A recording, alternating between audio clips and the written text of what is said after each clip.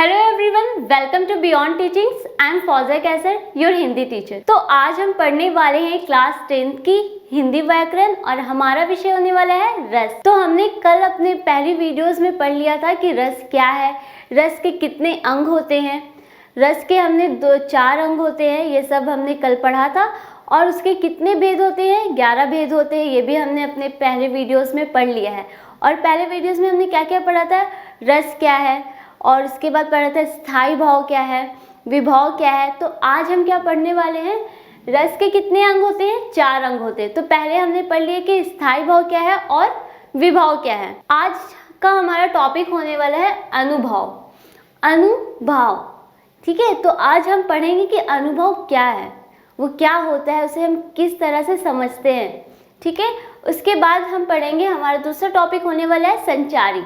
संचारी क्या है, तो आज हम जितने भी है रस के अंग वो सारी कंप्लीट कर लेंगे, क्योंकि इससे पहले हम 2 रस के बारे में पढ़ चुके हैं। 2 रस के अंग के बारे में कौन से थे, स्थाई भाव थे और विभाव थे।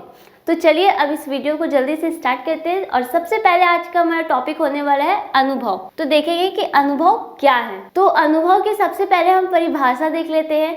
तो अनुभव 2 शब्दों अनु और भाव के मेल से बना है। अनु अर्थात पीछे या बाद में, अर्थात आशय के मन में पनपे भाव और उसकी वाह चेष्टाएं अनुभव कहलाती है। कहने का मतलब यह है कि अनुभव जो है ना वो 2 शब्द हैं। 2 शब्द, एक अनु है और दूसरा भाव है।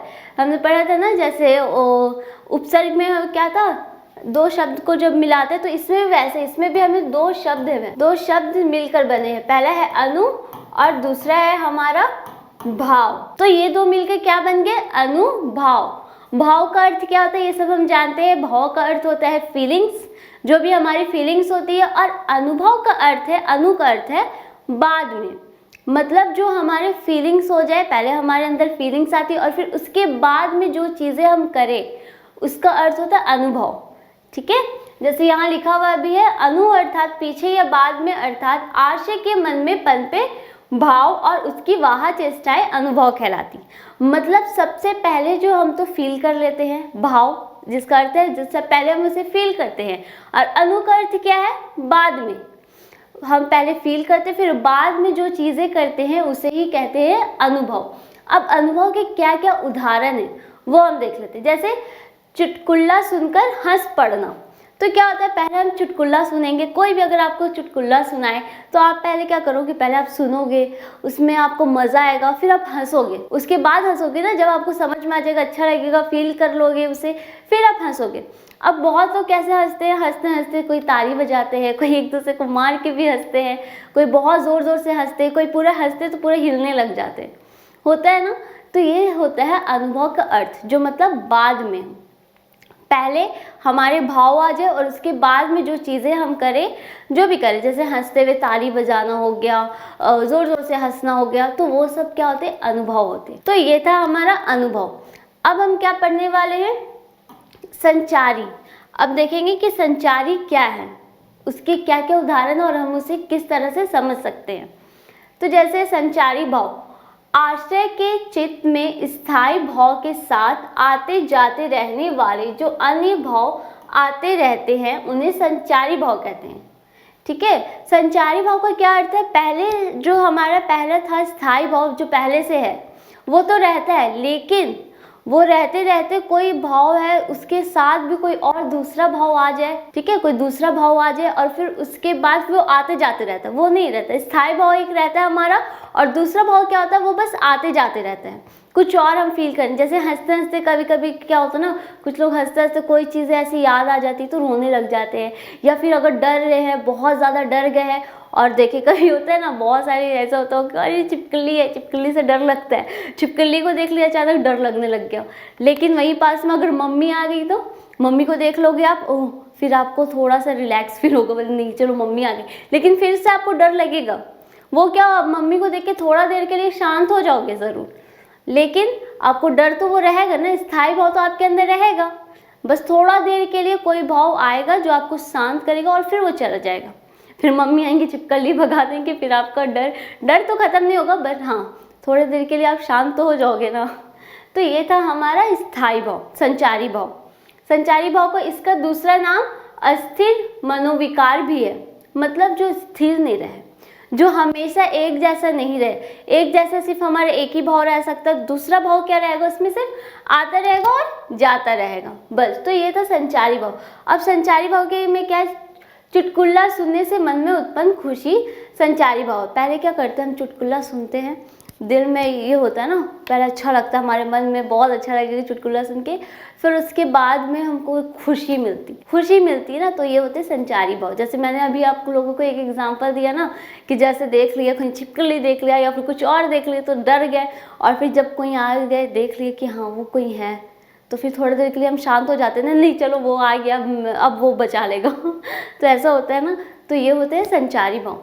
उसके बाद के संचारी भाव की संख्या 33 मानी जाती है। इसकी कितनी संख्या माना जाती है, 33। संचारी और स्थायी भाव में अंतर। अब हम देखेंगे संचारी और स्थायी भाव में क्या अंतर है।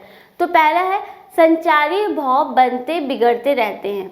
संचारी भाव क्या है, वो आता रहता है जाता रहता है, बनते रहता है और बिगड़ते रहते हैं, वो हमेशा एक जैसा नहीं रहता है। लेकिन जबकि स्थायी भाव अंत तक बने रहते हैं। स्थायी भाव क्या रहता है, जैसे मैं अभी आपको एक एग्जांपल दी थी ना, कि हाँ अभी अगर आपको छिपकली से डर लगता है, कॉकरोच से लगता है, बहुत सारी चीज़ें जिससे डर लगता है हमें, तो अगर वो है तो वो हमारे मन में हमेशा रहेगी, वो भाव रहेगी हमेशा। लेकिन क्या होगा, दूसरा भाव कब हम, हाँ अगर वहाँ देख ले कि कोई और आ गया हमें बचाने के लिए, वो छिपकली को भगाने के लिए कोई और आ गया, तो क्या होगा, हमारे थोड़ा देर के लिए ना दूसरा भाव आएगा जो हमें शांत कर देगा, बस थोड़े देर के लिए, और फिर वो चला जाएगा, वो छिपकली जाएगी, वो हट जाएगा, लेकिन हमेशा डर तो रहता है ना, वो डर तो रहेगा। तो ये होता है संचारी भाव। संचारी भाव क्या रहता है, वो आते रहता है जाते रहता है। लेकिन जो स्थायी भाव रहता है वो अंत तक बने रहता है, वो शुरू से आखिरी तक बना रहता है। ठीक है। अब दूसरा क्या है, संचारी भाव अनेक रसों के साथ रह सकते हैं, इसे व्यभिचारी भाव भी कहा जाता है, जबकि प्रत्येक रस का स्थायी भाव एक ही होता है। अब संचारी भाव का क्या है, वो अनेक रस, मतलब आप खुश हो तब भी कोई ऐसा हो जाता है ना, कभी आप बहुत खुश रहते हो, हंसते रहते हो, लेकिन अचानक कोई चीज़ ऐसी देख लो जिससे आपको रोना आ जाए। कई बार ऐसा होता है ना, कुछ मूवीज़ वगैरह देखते हैं हम लोग कभी, तो उसमें कभी अच्छा सीन दिखाएगा तो हाँ चलो बहुत अच्छा है, लेकिन कुछ अगर थोड़ा सा ये देख ले, कोई मम्मी डांट दे पीछे सारे तुरंत डांट दे, तो हमारा वो भाव, मतलब क्या रहेगा ना, कि संचारी भाव जो रहेगा ना, ये सारे रस, आप खुश हो तो भी कोई और दूसरा भाव आपके पास आ जाएगा और फिर चला जाएगा, वो रहेगा नहीं हमेशा।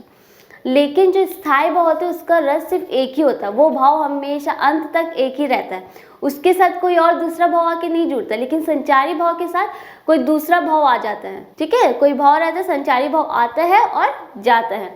तो ये था हमारा दूसरा। तो आज का जो हमारा विषय है यही समाप्त होता है। तो आज हमने क्या क्या पढ़ लिया, आज हमारे पूरे कंप्लीट हो गए हैं कि रस के जितने अंग थे वो सब हमने पढ़ लिया है। स्थायी भाव क्या थे, विभाव क्या था, विभाव के कितने भेद थे। तो अगर आपने मेरी पहली वीडियोस नहीं देखी है तो पहले जाकर आप उसे देख लें, क्योंकि तभी ना समझ में आएगा कि फिर ये और दो भाव क्या है, इसे हम किस तरह से समझ सकते हैं। ठीक है, तो आज जो था हमारा विषय कंप्लीट हो जाता है कि रस के अंग। अब हम अपने आने वाले विषय में क्या पढ़ेंगे, रस के भेद पढ़ेंगे। रस के कितने भेद होते हैं, कौन कौन से भेद हैं, उन सारे रसों के बारे में पढ़ेंगे। क्योंकि आपके जितने भी ग्रामर आप पढ़ रहे हो ना, सबसे आपके पास क्वेश्चन आते हैं, वो भी 4-4 मार्क्स के आते हैं। तो हम सारे जितने भी है वो सारे कंप्लीट करेंगे। और हाँ, आप लोगों को जितने भी मैं पढ़ा रही हूँ ना, जो जो टॉपिक हम कंप्लीट कर चुके हैं, पढ़ चुके हैं, तो हम लोग इस एग्ज़ाम्स के थ्रू भी डिस्कस करेंगे कि एग्ज़ाम में कैसे क्वेश्चन आते हैं, क्या क्या है। और फिर हमारी जो वेबसाइट है ना, वहाँ आप लोगों को हम सारे सब्जेक्ट के जो भी विषय है, हर चीज़ के आपको नोट्स वहाँ अवेलेबल होगी। आपको लिंक हमारे डिस्क्रिप्शन बॉक्स से मिल जाएगी। जब हम लोग दे देंगे आप लोगों को नोट्स सारे, तो आप वहाँ से जाके आराम से डाउनलोड कर सकते हैं। Thanks for watching.